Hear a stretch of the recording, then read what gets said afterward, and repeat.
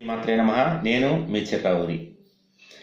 పిల్లలకి ఆయుర్దాయాన్ని కలిగించేటటువంటి తల్లి, పిల్లల యొక్క గండాల్ని తొలగించేటటువంటి తల్లి, పిల్లలకి చక్కటి జీవనాన్ని అందించేటటువంటి తల్లి షష్ఠీదేవి.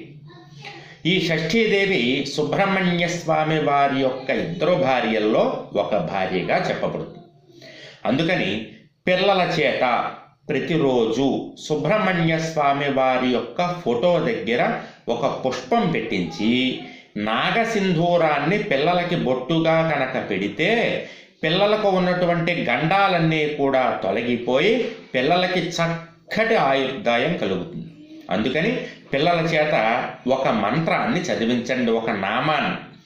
ఓం షష్ఠీ దేవి నమో నమః.